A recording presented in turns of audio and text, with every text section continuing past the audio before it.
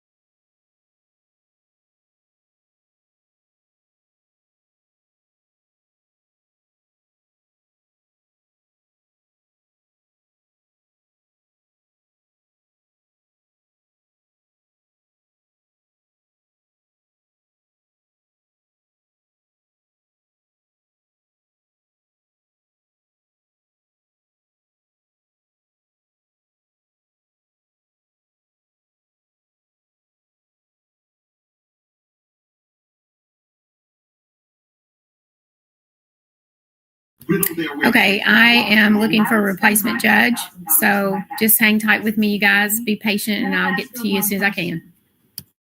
No worries. Thank you so much.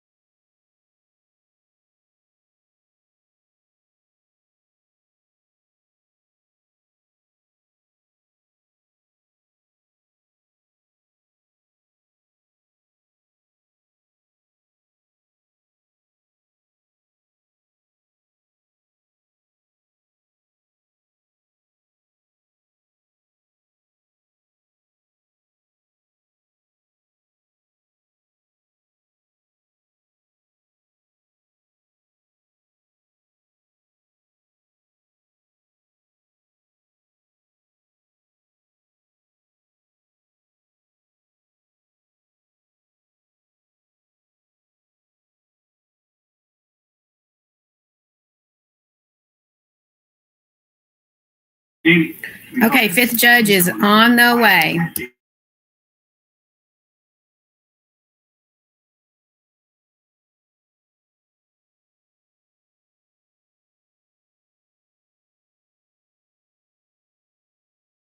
Hello, this is Christina. I arrived. Hello, this is Christina. I arrived.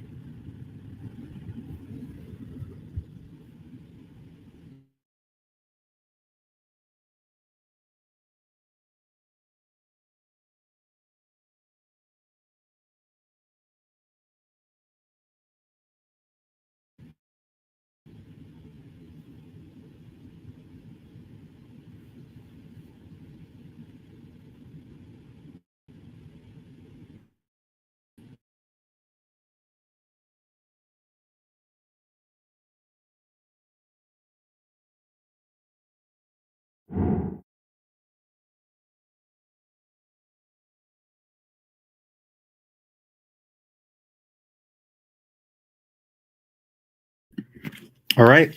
It looks like we have our fifth judge here, which means we can get started. All of our judges have their cameras on, which is perfect. Before we begin, I want to give a big congratulations to our six national finalists in original oratory at the middle school nationals. That is a huge accomplishment. It is one to celebrate. So congratulations. You should be proud of every single one of yourselves. With that, we're going to get going here with our first contestant, code 744. Judges, let me know if you need a little more time to set up.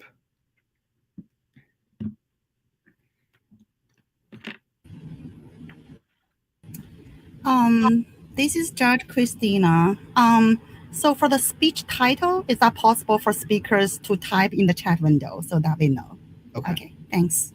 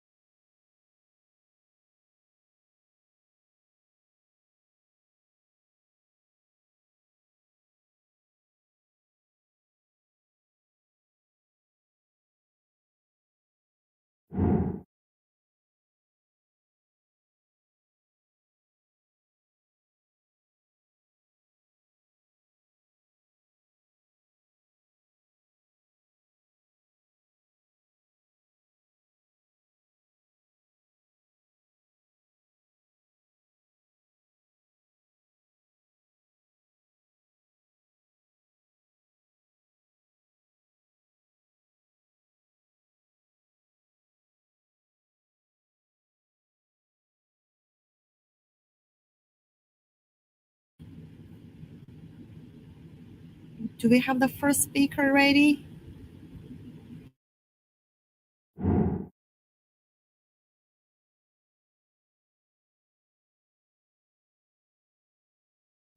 Code 744, are you there?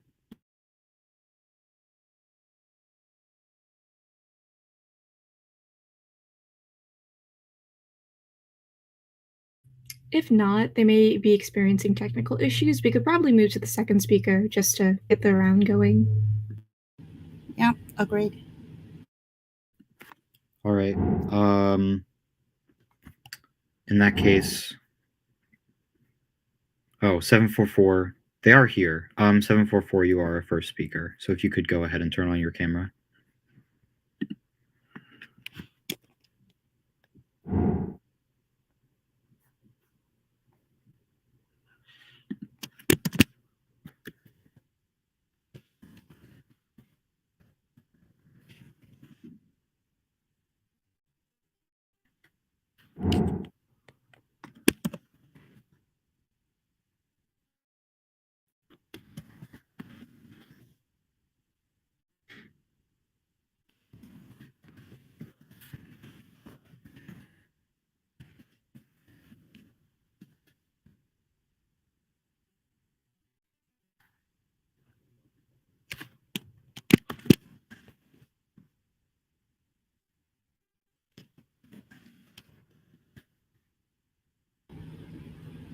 Do we have the first speaker? Maybe some audio problem or video problem?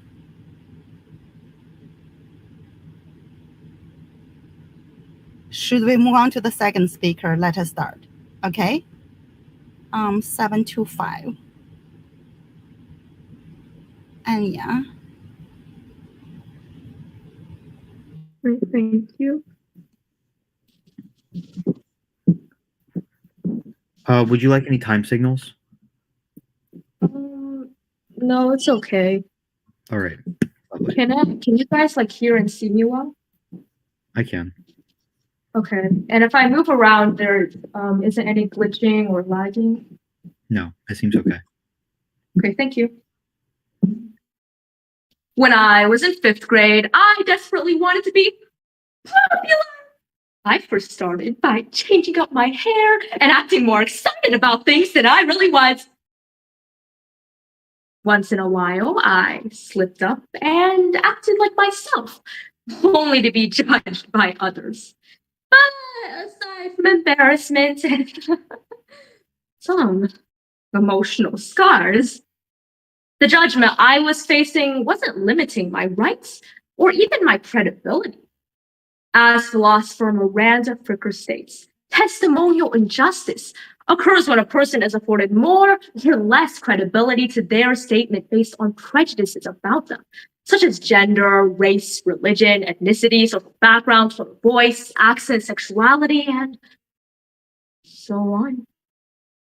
People afford us trust based on their own judgment of us and the social categories we fall into, rather than our qualifications, which leads to unfair judgments and demoralization. Our country was based on freedom and liberty. But even now, many are still afraid of being themselves for fear of being judged unfairly. Let's change that so the justice system can truly be just. So let's take a look at the causes, effects, and possible solutions to testimonial injustice. If you look at society back in our parents' and our grandparents' times, you'll realize that we've changed massively. Now we have more groups in our society that are accepted, such as the LGBTQ community, which were previously forced into hiding away from the public light. However, more groups also leads to more stereotypes, and we still tend to believe the general population. This is a huge problem. According to Morton Biscoff on May 18th, 2020, testimonial injustice is when people, generally women and Black people, those with accents, and those with visible markers of poverty, are viewed as untrustworthy much more than other people. Nowadays, because of our broader society, there are more visibly disenfranchised groups, which in turn leads to more victims of testimonial injustice. Back in the 1900s, this manifested as unfair treatment of those with darker skin. It showed that the amount of belief given to them affected their rights. Take the book To Kill a Mockingbird, for example. In this story, a Black man and a white woman go against each other in court. While there is no reason to believe that the Black man is distrustful, the people in court laugh it off as though he is lying, while believing his opponent with little to no evidence aside from the colors of their skin. So, why did testimonial injustice exist in the first place? Those with more power came up with unfair ideas and spread them out to the world, leading others to believe them. It got to the point where no one dared question the status quo until recently. While testimonial injustice has reduced over the years, many people are still disbelieved more than others because of existing and new prejudices, even if they are reliable experts. According to CORE on July 25th, 2018, this is called credibility deficit. Credibility deficit is based on the amount of trust we attribute to different people. A generally common example of this that many have probably experienced is that when we want to make new friends, we're usually much more likely to go up to someone of the same gender. Of course, this occurs in many other social boundaries. Credibility deficits occur in our lives all the time by us and by our peers without us even caring. We vaguely realize that we're doing it, but it seems correct, even though it ethically isn't. As we continue to let our prejudices influence our decisions, the occurrence of credibility deficit is given way. Now, the worst part of all of this is the effects of testimonial injustice, especially credibility deficit. While letting our prejudices influence our decisions may seem normal, it can greatly demoralize those that it affects. When we treat others unjustly, we don't even realize we're doing it. It just seems normal. But as we become more and more aware of others treating us unjustly because of our social categories, our confidence plummets. until it is non-existent. Demoralization is an existential disorder in which the victim feels unable to locate sources of meaning and fulfillment to their lives. Their previous beliefs are all turned to doubt, leaving the victim unsure of what to do. According to the New Internationalist on April 1st, 2016, research shows that, compared to the past, people generally have a harder time finding a set of principles to follow. In conclusion, we are much more susceptible to demoralization now than ever before, leading us to become easily dispirited when faced with injustice. Now, the results of credibility deficits can be very great and therefore change how huge events play out. Ethics Explained on September 22nd, 2020, provides the following example. Consider a court case. If any court members are biased or give way to testimonial injustice, the result may change, therefore unfairly changing the lives of the people who went to court.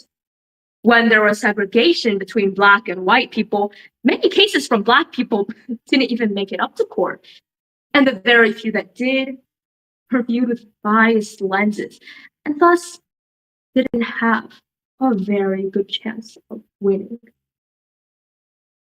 Because of the unfairness caused by testimonial injustice, many lives have been ruined. Therefore, everyone should try to prevent it from happening as much as possible. According to Cure Brady Counseling, last accessed on May 27th, 2022, one way to stop testimonial injustice within yourself is to be aware of why you trust or don't trust someone. This can be reiterated as not judging others based on their social categories. One way you can do this is by practicing curiosity.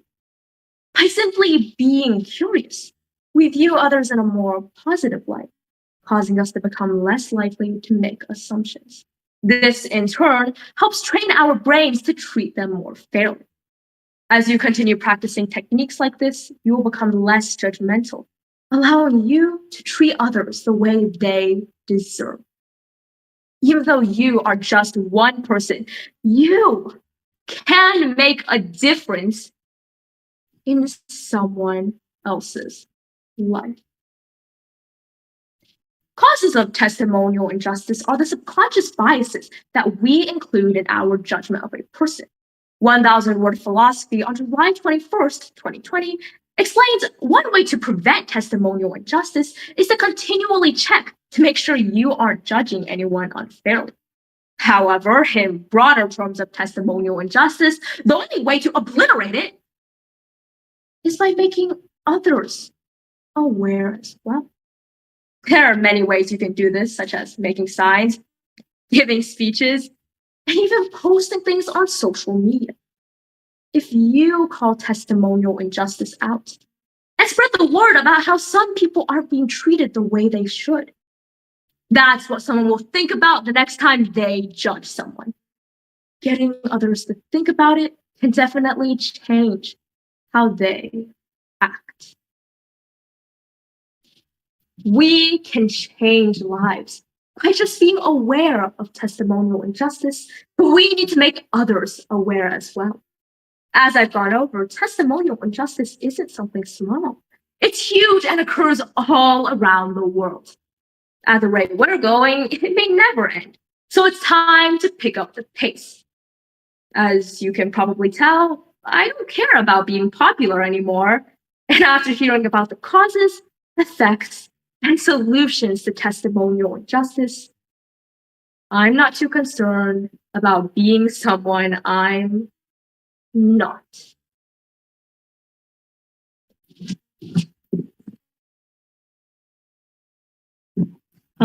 May I ask what my time was? Yeah, your time was 9 minutes and 29 seconds. Thank you. No worries.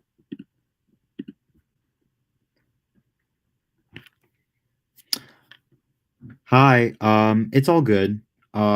We figured that you were having technical issues.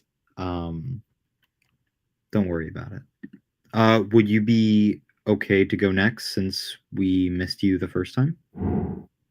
All right, lovely. Just give us a few moments here and we'll get going with the next speaker. Always. Online tournaments are weird.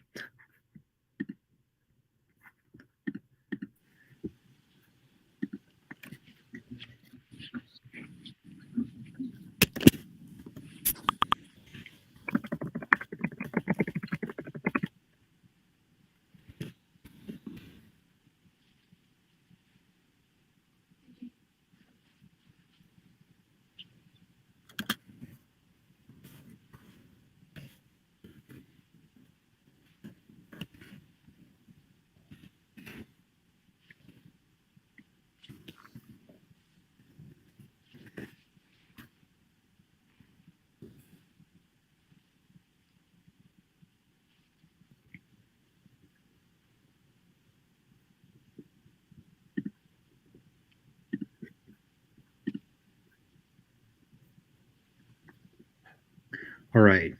Are the judges ready? Good. All right. Our next speaker is code 744. Can you hear me and see me all right? Yeah. Okay. Remember that one time when you found the perfect grape? It was a nice sunny afternoon. You had just gotten back from a long day at school and you were looking for a snack. So you went to the refrigerator and got yourself some grapes.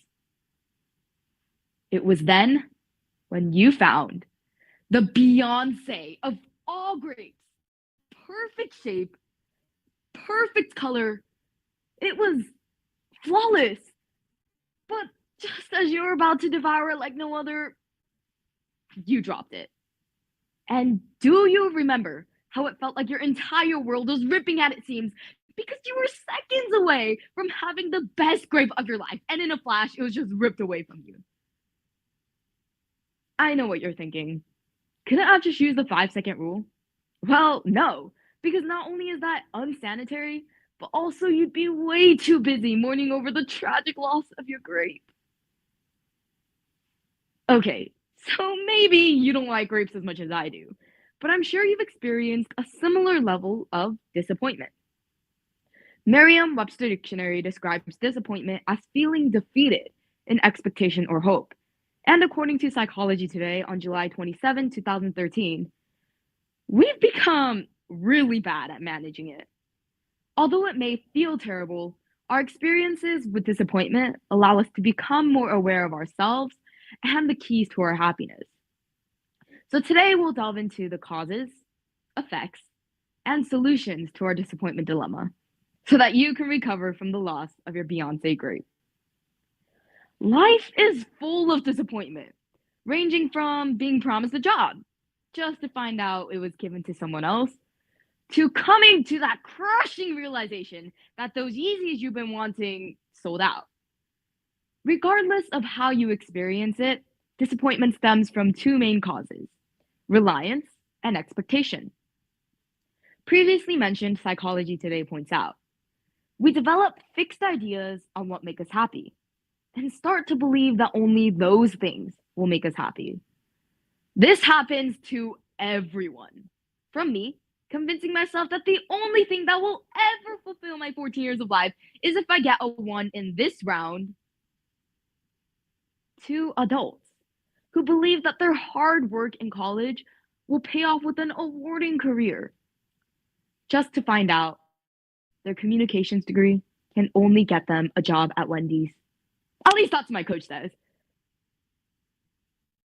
Natural for us as humans to want things, but when that want turns into a reliance on something to make us happy, we put ourselves at a bigger risk for our disappointment to be detrimental. The second cause of disappointment comes from having high expectations. If you've ever watched any episodes of My Super Sweet 16, you've probably seen the destructive effects of wanting a red Porsche and only getting a white one. Okay, so maybe that's a bit extreme. However, Forbes on August of 2016 pinpointed 8 expectations that will ruin you. Among these is expecting something quickly or at a time convenient to you. Now, I'm not saying it's bad to have expectations, they just need to be realistic. Doing 5 push-ups won't get you that beach-ready body, and you won't land a role in Hollywood from your first audition. Being unrealistic about our expectations is the most avoidable cause of disappointment.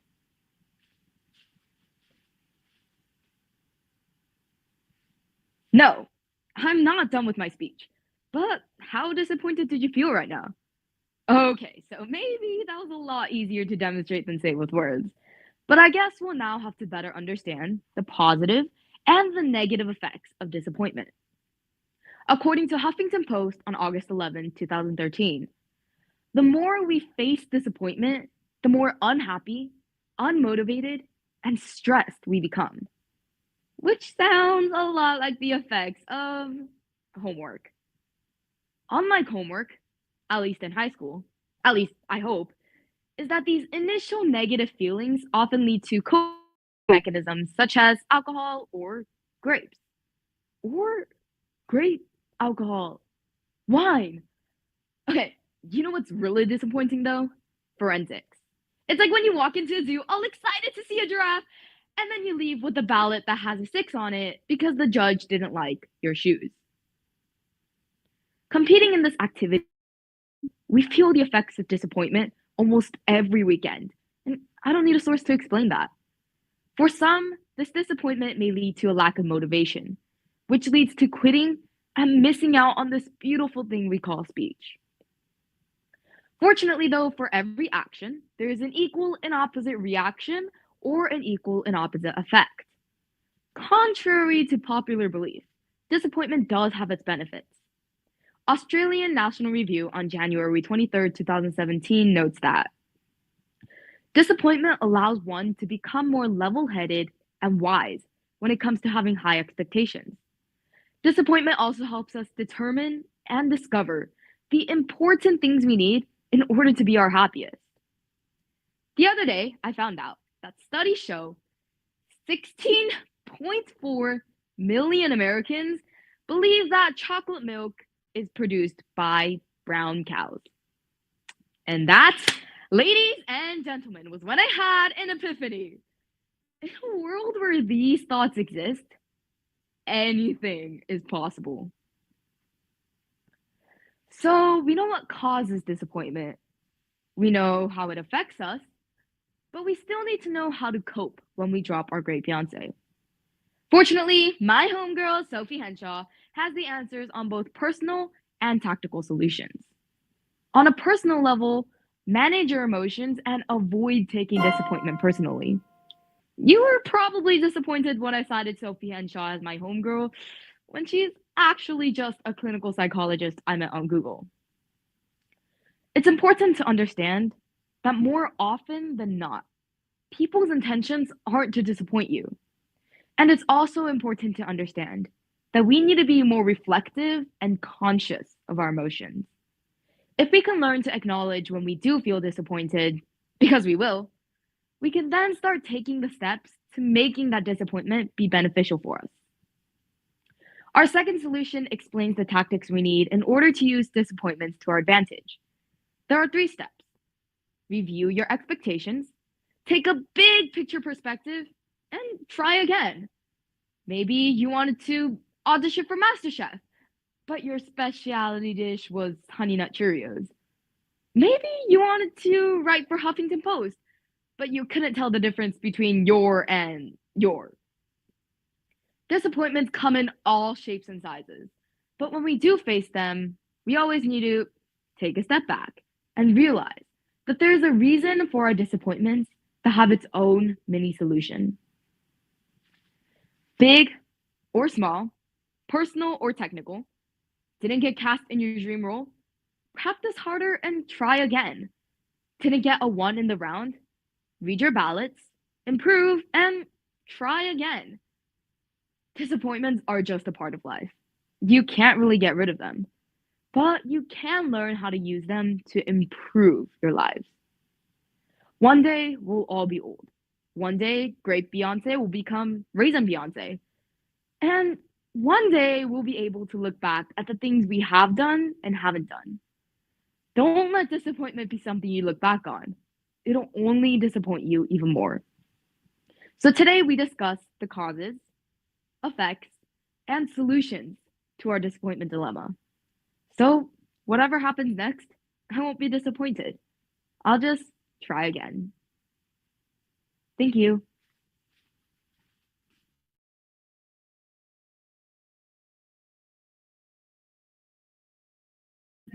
Thank you so much. Judges, that time on that speech was 8 minutes and 58 seconds.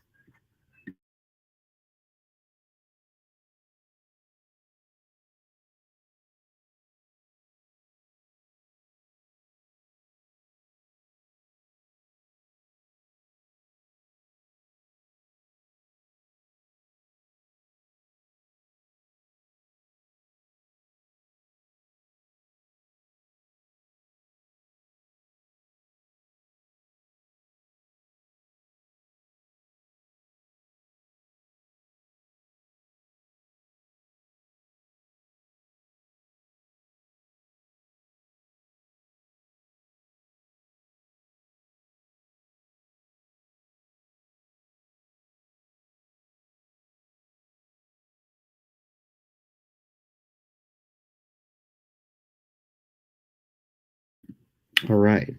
Are the judges good to go with our next speaker? Perfect. So our third speaker, going back into the order of speaking, is code 766. Okay, I'm going to flip my camera real quick.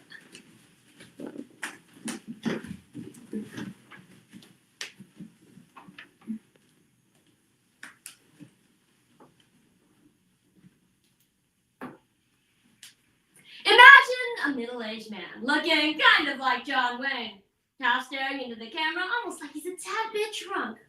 His wife is sitting next to him smiling like she knows she's the best trophy wife. Then the commercial starts with the man saying, "My wife's incredible. She took care of the baby all day, cooked a great dinner, and even went to a school meeting. Look at her. She looks better than any of her friends. She takes care of herself, and to make sure she gets enough vitamins, she takes Geritol every morning. My wife. I think I'll keep her." That commercial actually aired on TV, and I think John Wayne would have approved, since he himself once quipped, "Women have the right to work wherever they want to, as long as they have dinner ready when you get home." This is the culture in which we, and with we, I mean women, live in. So how did we get to this point in society, where according to the World Economic Forum's Global Gender Gap Report, it will take another 208 years to achieve gender equality? The answer lies in how we raise our kids. From the gender reveal of pink or blue to Barbie tea parties and Hot Wheel racing, these seemingly innocent gender divisions paved the road for men like James Bond, the world's most famous spy and womanizer, who said, "You're not my type, not because you have half a brain, but because you're single." Or men like our former president, who said, "They let you do it. You can do anything. Grab them by the pussy." You know, sometimes I wonder if Donald Trump would make a good Bond. Amazing hair? Check. Huge ego? Check. Wins every time? Check. Well, at least he seems to think so. How we treat our children according to their gender at an early age immediately groups them into their gender tribe, which, according to Cordelia Fine, a psychologist at the University of Melbourne, influences their behavior in adulthood. And this, as you'll see, has consequences for our society. When boys are discouraged from playing with dolls, while at the same time they see their mothers doing most of the childcare, what does that teach them about whose role it is to provide care? Or conversely, what does it teach girls when they are allowed to wear boys' clothes? But the reverse is rarely true. It imprints on children what psychologist Fine calls gender hierarchy, where both boys and girls start to realize from an early age that there is a stigma to being feminine. It's no wonder that only 7% of the Fortune 500 CEOs are women, that females are paid 19% less than males for the very same job, and that 130 million girls worldwide aren't allowed to go to school because their time is better spent helping around the house than getting an education. The game has been rigged since birth. So today, let's take some Geritol so we can look more fab than our friends, while we take a closer look at how society covertly ingrains sexism in our children. Next, let's step into the kitchen and have a tasting menu of how we raise our kids and the toys we give them at an early age promote values that are linked to toxic masculinity, where boys grow up into men who look at women as less than equals. And finally, let's go to that school meeting and confront some ideas so future men will say, my wife, I get to be the other half of her.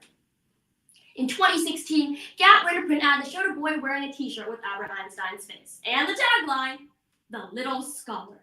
Your future starts here." Standing next to the boy is a girl wearing pink with the tagline, "Social butterfly, the talk of the playground." Author Melissa Hogenboom calls this biological essentialism, where we attribute male scholarly ambitions and female social status aspirations as innate behavior. However, Christia Brown, professor of psychology at the University of Kentucky, explains that this gendered behavior is neither biological nor innate, but learned. Growing up, one of my favorite toys to play with was an engineering toy for girls called Goldilocks. But it wasn't until I researched Debbie Sterling's life did I realize why she designed the toy. At Stanford, she found that engineering was really hard for her, but the boys in her class made it look so easy. She found out that to be good at engineering, you needed to have good spatial skills. And the best way to gain these skills is to play with toys such as Legos or Lincoln Logs at a really young age, which mainly boys play with, while girls are encouraged to play with dolls. In Debbie's research, this is the primary reason why girls are inferior to boys in engineering. And why, nationwide, only 11% of engineers are women. It's not that boys are smarter.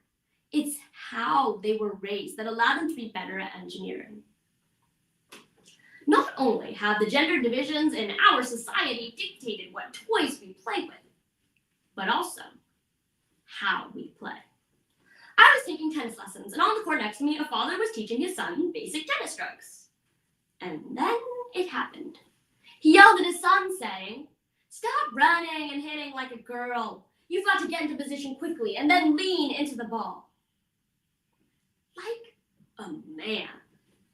I didn't know hitting the ball like Serena Williams was a bad thing. I mean, she's no big deal, right? She's just the GOAT of women's tennis with 23 Grand Slams. My tennis experience is not an isolated incident. According to a social experiment performed by Procter & Gamble, when women, boys, and men were asked to do things like run or fight like a girl, they behaved in silly and self-deprecating ways. But surprisingly, prepubescent girls reacted differently. They ran and fought as hard as they could. They were not yet defined by the gender stereotypes of what it means to do things like a girl. To them, running like a girl meant winning the race. Maybe that's something a sexist world could come to embrace. So what should we do as a society? Well, we can take a page out of King's College Guildford, an academy in England. According to The Guardian's 2018 article titled "The Gender Gap," this academy worked to root out gender bias by focusing on language and women empowerment. The school had so much success that other schools, such as Lane's End Primary School, followed suit. As Malala Yousafzai said in her 2013 speech to the United Nations Youth Assembly, "I raise up my voice, not so that I can shout, but so that those without a voice can be heard."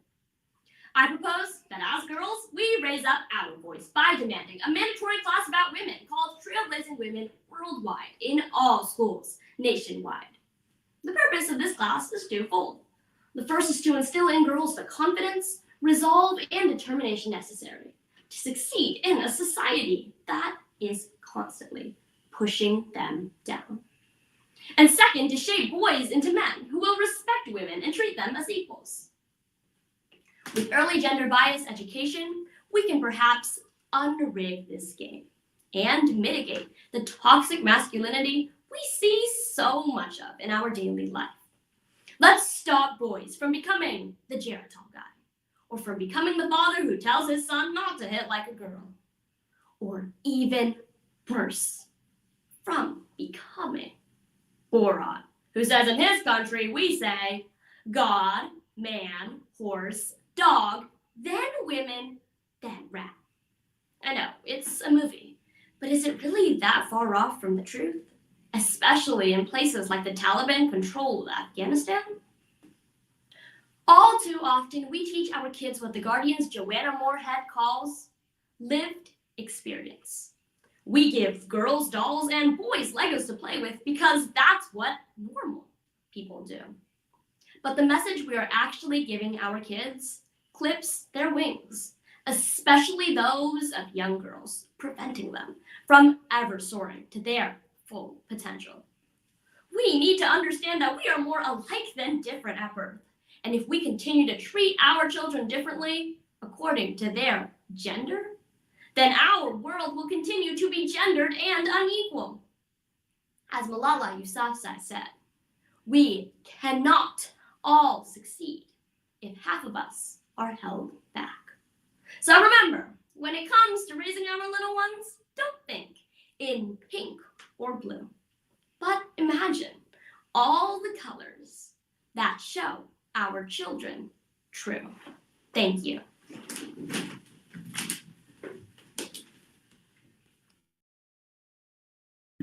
Thank you so much, judges. That was a speech of 9 minutes and 55 seconds.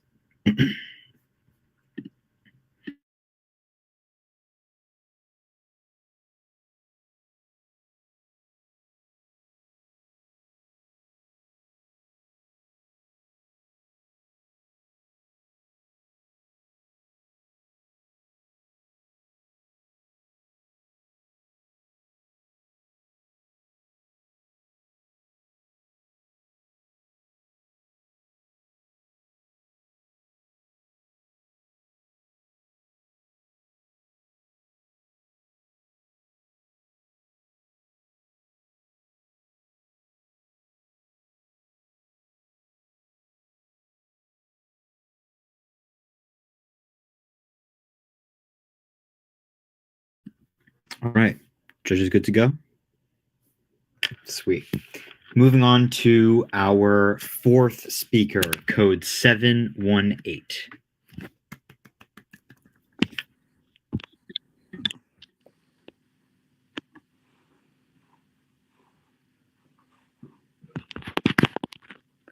Okay.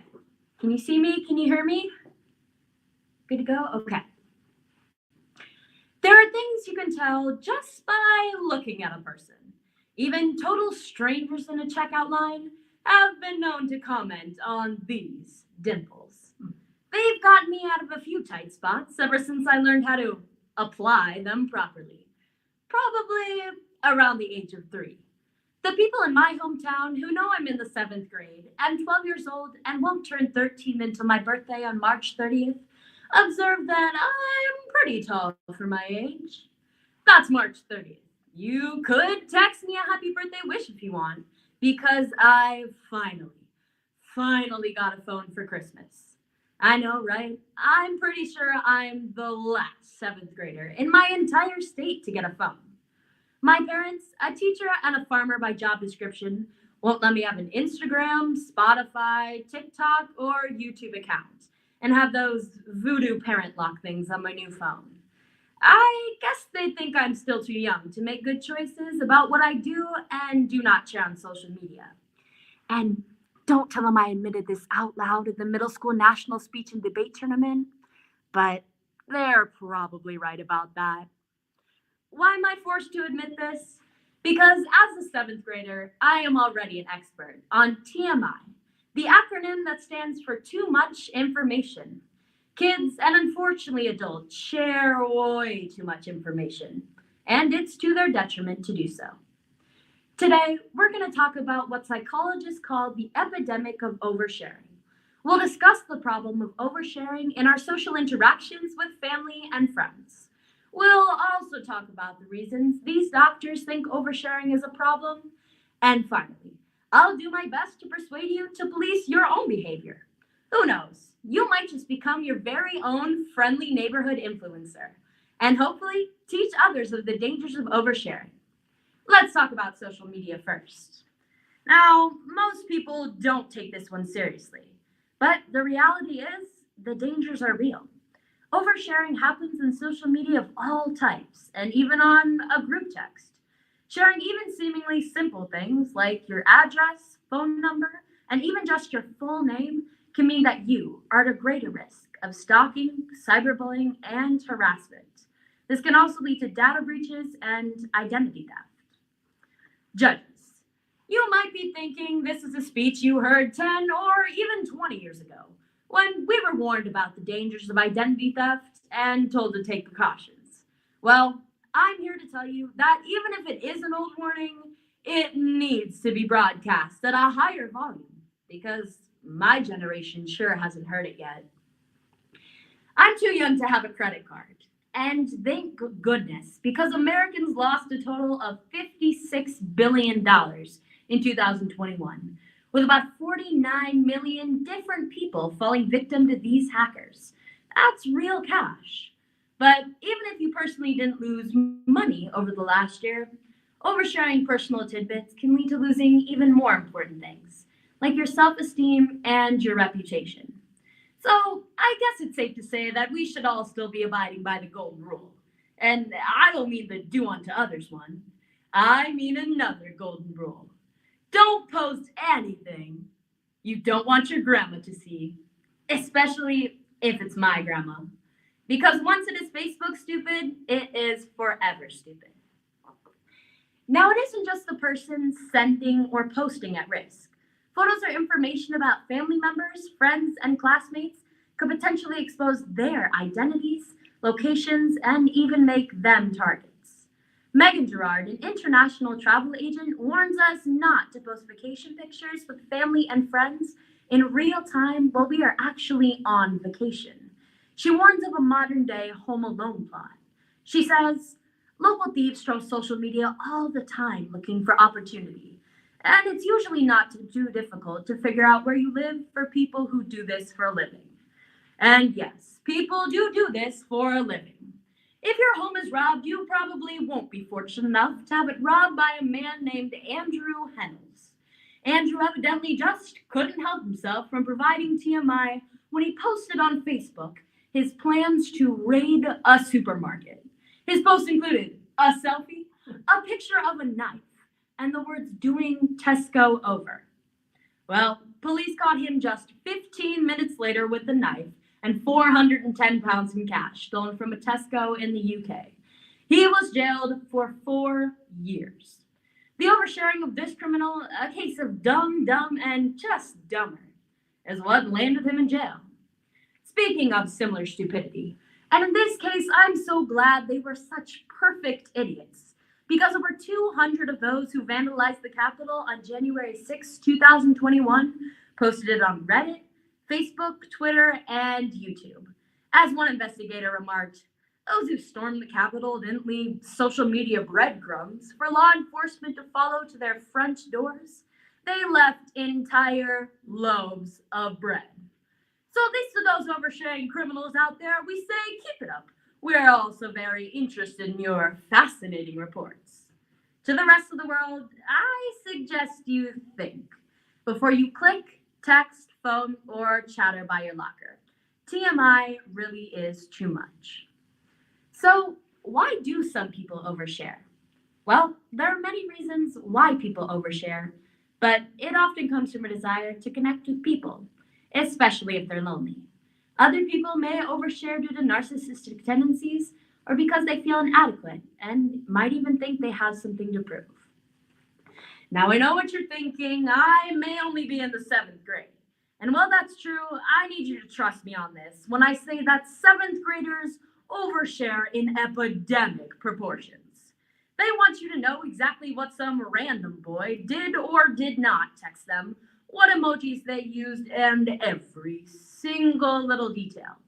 If they were an artist, their stories would be graphic novels. Let me ask you this. Do you really want to know that your grandpa's uncle's dog's friend's cousin had to have their toenails removed? Yeah, I know I definitely don't. And these are my friends. And unfortunately, it doesn't get better as you get older. A study from Science Daily Online has found that oversharing actually increases with age. Research of 17 to 84-year-olds has found that these older people are more likely to overshare than their younger counterparts. This behavior can be dangerous, as these older people may reveal private information to strangers who are looking to take advantage of them. Now, we've talked a lot about the person sending TMI, but what about the receiver? Perhaps you're sitting there recalling a situation you were involved in when a friend or family member told you something you really just didn't want to know. Well, medical experts observe that oversharing can make other people feel uncomfortable and even anxious. The listener might feel pressured to match the sharing, which may cause discomfort and/or resentment. That being said, I guess it's a good thing that this is a problem solution speech. So let's sum up the solution with this timeless bit of advice. An ounce of prevention is worth a pound of cure. In other words, prevention is better than exposure. Now, we all know it is easier to give advice than to actually follow it. Oversharing on a day-to-day basis is a hard habit to break. It's like when I told my best friend that my dad got a new pair of Valentine's Day boxers, complete with hearts and all. Yeah, she can't even look at the dude without picturing his pink underwear, which I'm now realizing is something she probably wishes she could forget. I guess the moral of the story there is that there's a reason personal information is called personal information. It's nothing but your own. So please, to each and every one of you listening today, ask yourself, do I really want everyone I'm talking to, or worse yet, the whole world I'm posting to, getting my personal information? If you think you might be providing TMI in your daily life, this advice is for you. First, avoid taboo subjects that make others feel uncomfortable, like religion, politics, or your love life. I don't even have one of those, for which my dad is especially grateful. Second, talk to a specific friend or family member, someone who will listen to you and that you trust to respect your privacy. 3, get it out in a different way, like private journaling, letters that you write but never send. At least force yourself to wait. Write that personal email, but wait for 24 hours before you click send. And perhaps the best advice of all, avoid social media when you just feel like venting. Finally, when you need a professional, you need one. Talk to a teacher, your guidance counselor, therapist, minister, or priest. They have a professional duty to listen and respect your privacy. So do lawyers, by the way, but let's hope it doesn't come to that. I sincerely hope this oration was memorable and persuasive. If that didn't happen, let me try the dimples again. Thank you.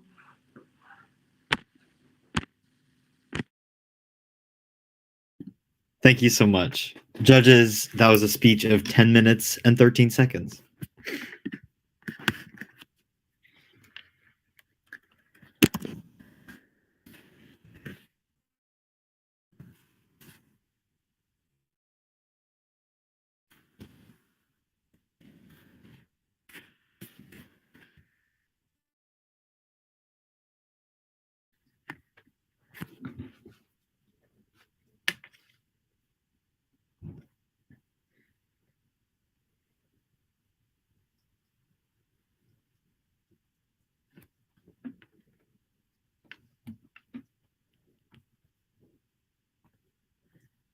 Judges ready? Perfect. Moving on to our 5th speaker, code 707. Can you see and hear me all right? Okay. My sister drives me to school, And every morning she likes to listen to the second date update on the radio. It's so dumb. Two people go on a first date. One of them thinks it went great, and then nothing. They're ghosted. Then that person decides to call up the station and announce it on the air. Then they call the date. I've asked her to change the station so many times, and I've even told on her. Oh shoot, I didn't mean to put that in my speech, but I haven't messed up, so I'm going to keep going. Please don't tell my coach. She won't know because she's not watching me right now. So Tuesday morning, we're about to leave for school when my sister realizes she's left her backpack inside the house. But she can't miss her stupid show, so she sends me inside to get it. Then her coffee, then her jacket. It's at this point while I'm inside that my mom tells me to get in the car, or I'm going to make my sister late for school. We finally leave for school. Oh, and for the record, the show that she couldn't miss was about a woman who ghosted a man for ordering chicken fingers off the menu. Seriously? And come on, chicken fingers are good. But even more problematic than chicken fingers is that the car was on and going nowhere fast for 7 minutes. This is called car idling. And it's bad because according to NASA's Department of Climate Change, the emissions from car idling raise the global temperature by 0.02% every year. And that's just from idling. But in order to learn more about this serious issue, we have to look at the causes, the effects, and figure out how to stop it. Because, let's face it, we'd rather be thinking about chicken fingers than car idling. So what is car idling anyway? J.D. Power defines car idling as a car that is powered on and could theoretically begin moving at any time. So basically, car idling is when people like my sister don't turn off their cars. And it's bad because according to the US Department of Energy, the emissions from car idling release 60 billion pounds of carbon dioxide into the air every year in the US alone. Okay, I have no idea what this number means. So I did a little math and converted it into hippos. Turns out 60 billion pounds is equal to around 15 million hippos. But I was still a little confused, so I divided it by football fields. Turns out that's enough hippos to fill 850,000 football fields. And remember, carbon dioxide floats. So imagine all those hippos. Okay, I know what you're thinking. What happened to the chicken fingers joke? But you're probably also thinking, I may idle my car for a few seconds every day, but that's it. Well, okay, let's look at a typical day. We already know how the morning starts, jacket, coffee, backpack, but most idling doesn't just happen in the driveway. You might idle at the bank, the drive-thru line at Chick-fil-A, and during drop-off and pickup at school. Then at Starbucks, the dry cleaner, and any other curbside pickup. And we all do it. We idle our cars so much that according to the US Department of Energy, every day, just in the US, over 5 million vehicles are left idling for over an hour. And all this idling is having devastating effects, both on the ground and in the air. We all know that we have a climate crisis. And we know that every year the global temperature rises drastically because of greenhouse gases. Let's be honest, we know this, but do we really understand it? I didn't, so I asked my mom. On the same day, my sister sent me inside for her jacket, and she told me to get in the car now! So when I got to school, I looked it up. And according to climatekids.nasa.gov, these greenhouse gases trap the sun's heat in the atmosphere, which is fine in a normal amount, but we're not talking about a normal amount. We're talking about trying to fit a hippo into a can of Fancy Feast cat food. These greenhouse gases react with the ozone layer, making it ineffective, creating holes. And these holes in the ozone layer allow dangerous amounts of UV light to hit the surface of the Earth, which kills our plants and causes disease. So you get that can of cat food, you shove that hippo in, seal it, and what happens? It starts to burst at the seams. And pretty soon, that hippo is plummeting down to the earth like a UV ray, heading straight for you. And it's not just those 15 million floating hippos on a UV slide we have to worry about. Car idling also burns excess fossil fuels. Your car burns a mile's worth of gas for every 6 minutes it idles, meaning that every year in the US, over 6 billion gallons of fuel are wasted. That's enough carbon dioxide to drive around the world 7.6 billion times. But hey, if we have a bucket of chicken fingers, I call shotgun. But how are we going to stop all this idling? Can we stop it, or at least reduce it? And if we're driving around the world almost 8 million times, can I get the family-sized bucket of chicken fingers? Well, there are simple things each of us can do to help. First, we need anti-idling laws. We need no idling zones with policemen or civilian enforcement to make sure that people don't idle. And if they do, they'll get fined. Don't think this would happen? Well, in 2018, New York City implemented the Citizens Air Complaint Program. Citizens were invited to submit evidence of a truck or bus idling to the Department of Environmental Protection in exchange for 25% of the fine, essentially making each citizen a paid no idling policeman. However, most cities and 42 out of 50 states have absolutely no anti-idling laws. We need these idling laws to significantly reduce idling in urban areas. Second, I have a solution that has long been employed in the UK. Build more roundabouts. Roundabouts may terrify most Americans, but they're actually safer than intersections with traffic lights. A study of 6 roundabouts in Carmel, Indiana, showed a cumulative decrease of 59% of carbon emissions when compared to traffic light intersections with similar traffic. That's a lot of hippo weight that could be eliminated. Next, automakers need to step up. According to the New York Times, car makers like Ford, General Motors, and BMW are implementing new systems in their cars that turn the engine off when it's not moving for more than 10 seconds.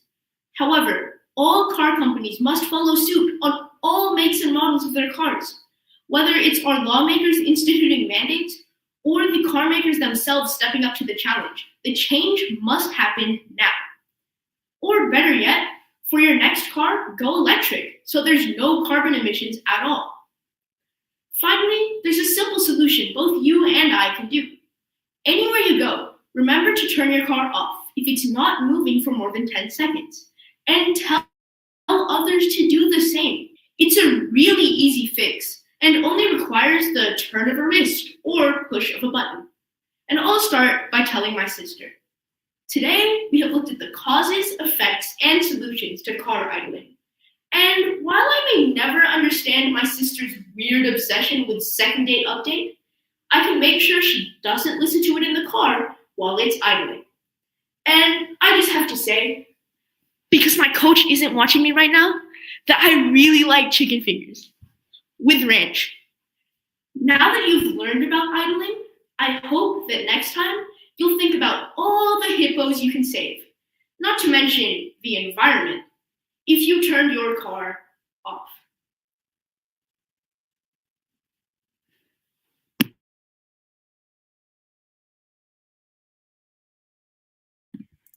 Thank you so much, judges. That was a speech of 8 minutes and 55 seconds.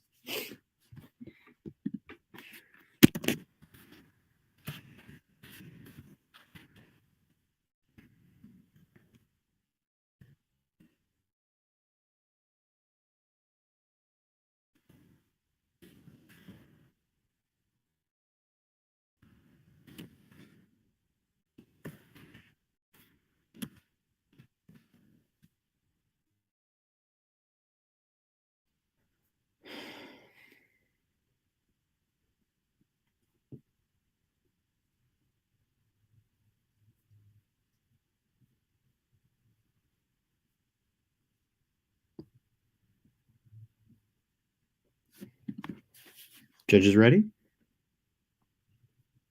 All right. Our final speaker is code 745.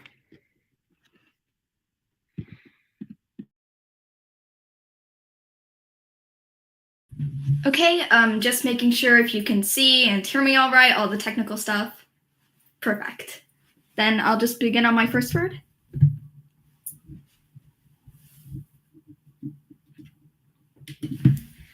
I have a confession to make. It's been under wraps for quite some time now, but it's ready to face the public. I, Luna Wahidi, am a sweet tooth.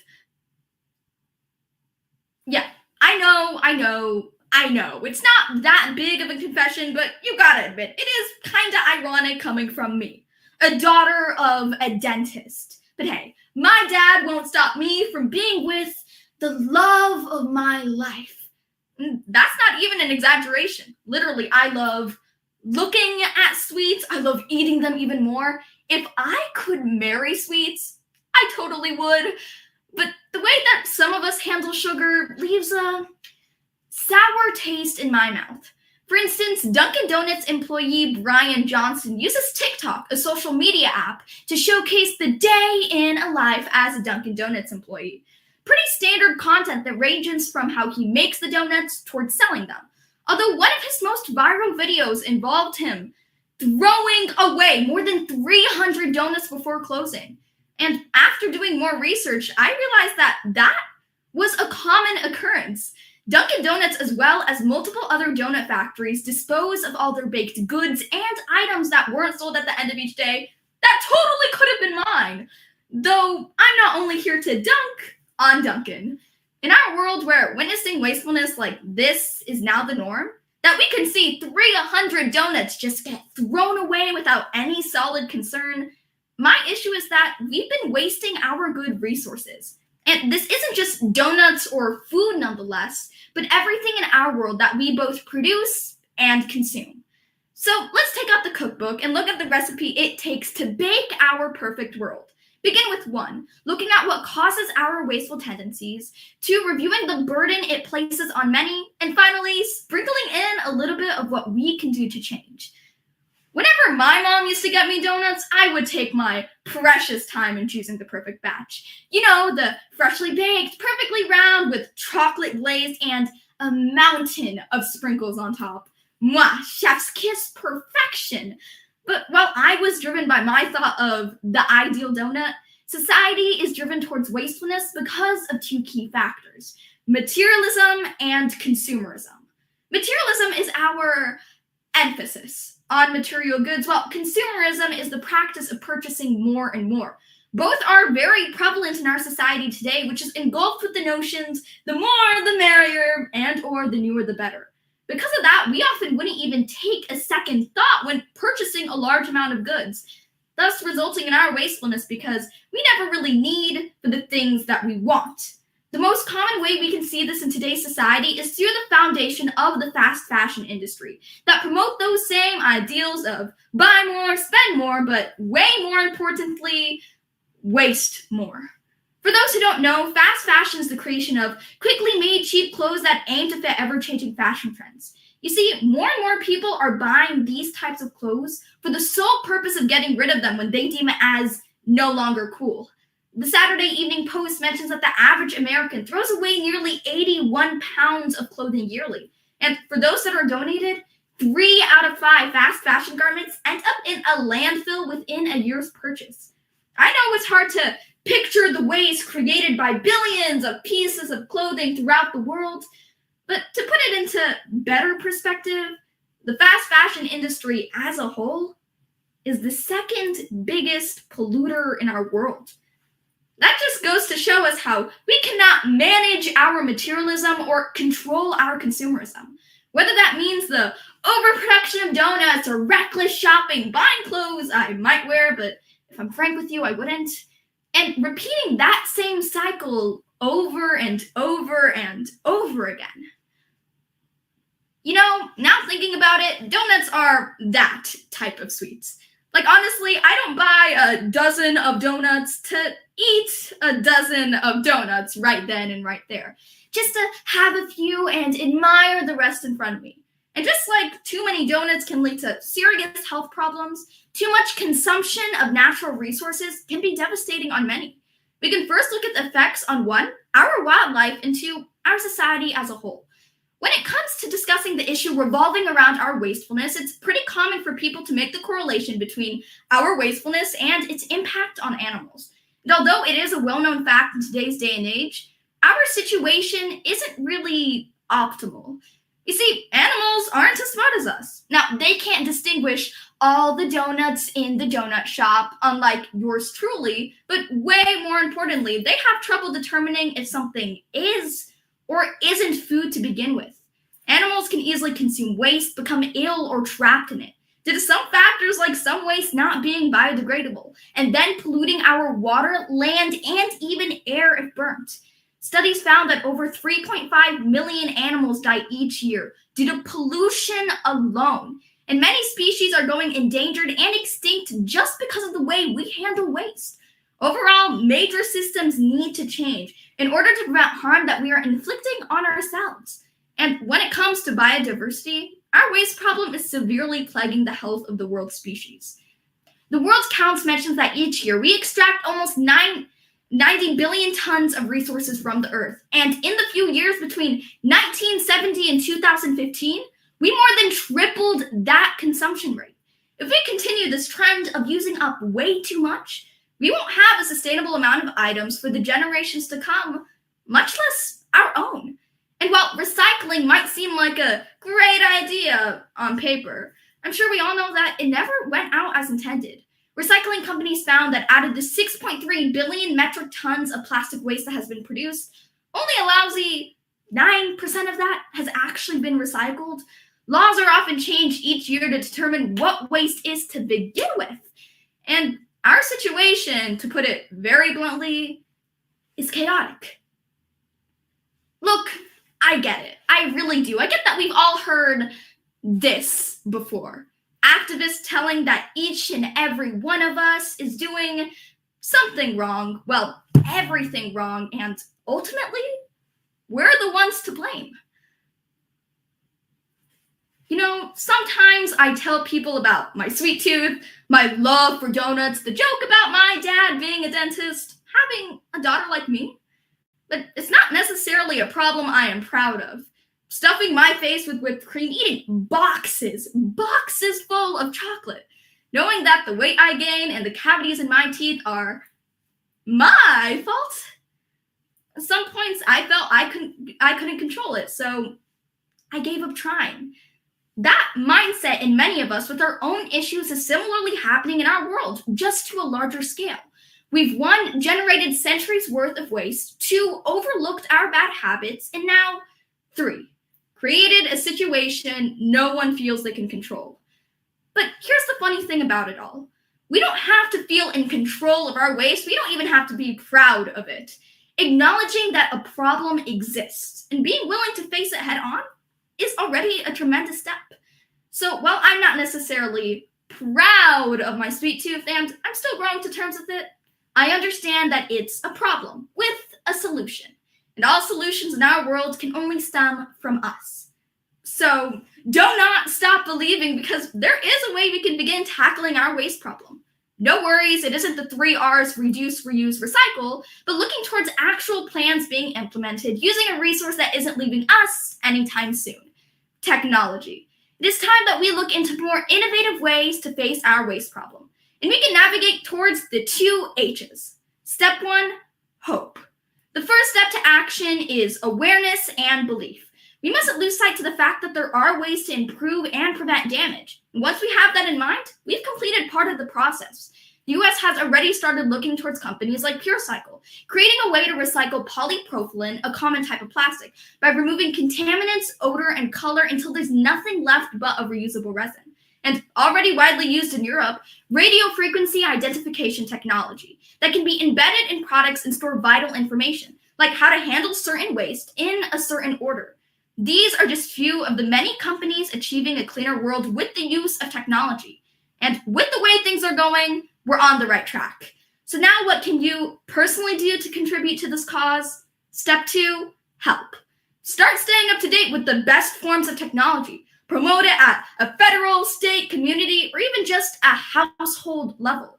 While you don't have to be some world-renowned engineer to make a difference, better understanding these materials and encouraging people to start applying these solutions will make our waste issue a problem of the past.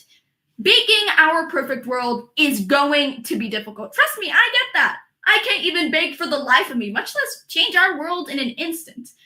But if we just begin somewhere, attempt the mess of our world, mix together some ideas, the outcome, if we plan on doing it right, could be as sweet as a donut. Thank you. Is it okay if I can get my time on that? Yeah, no problem. Your time was 10 minutes and 21 seconds. Before everyone leaves, I just want to say thank you to the competitors. You all were absolutely wonderful. Your speeches were wonderful and informative and insightful. Very, very proud. Congratulations on finals. Thank you. Thank you so much for judging. Thank you for judging. Thank you for taking your time to judge today, judges. Thank you. Goodbye. Have a nice rest of your day. Bye.